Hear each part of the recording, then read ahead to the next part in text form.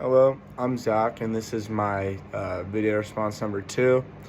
So the first character I choose that I identify with is Baharat from the platform, and he shared the platform with Goring on their last. It was platform number 6, and I think what stood out to me most about him that I identify with is his sort of sense of optimism and hope that he actually can make a difference in not only escaping himself and freeing himself from the prison, but also in changing the structure as a whole. And I feel like I kind of hold that mindset in life, that mentality that people have the ability and the capacity to change a greater social structure, and that there's always a possibility to tear down kind of the bounds that confine us, the social barriers that confine us, as we've seen historically. Also, one thing that really stood out to me was his item that he chose, a rope.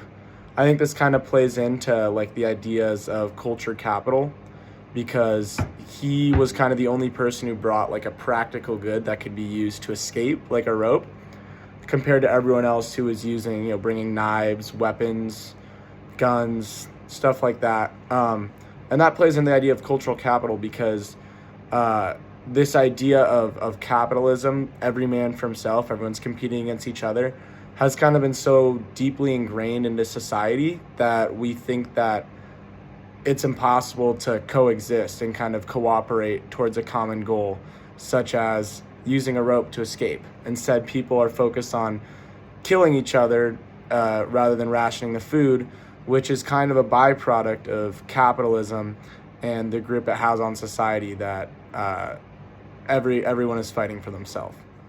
Now, one thing I would disagree with on Baharat's perspective was that it was kind of unrealistic. I think his idea was that he could use the rope to easily escape and propel everyone else out.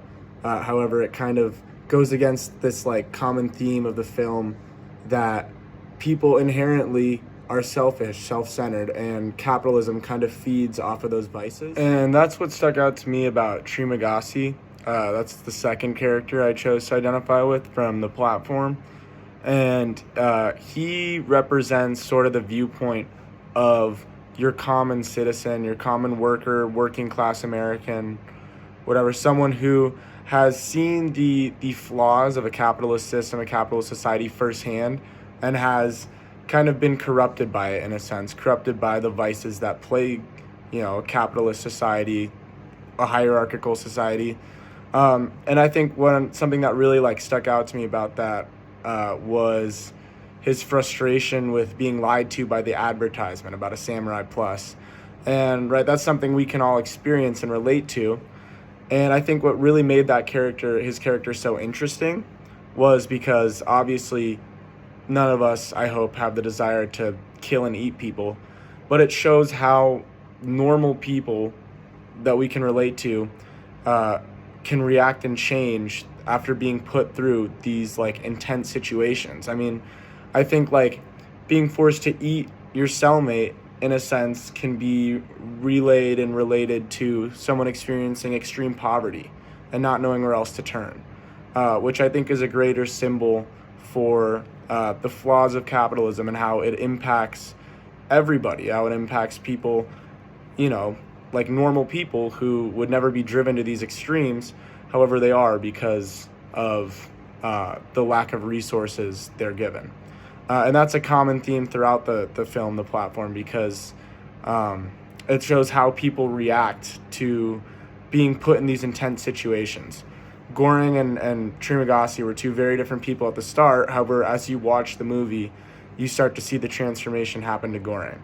And that's why I relate to Trimagasi, is because I feel that he represents someone like me who's been put through intense pressure and forced to do things that he never thought were imaginable.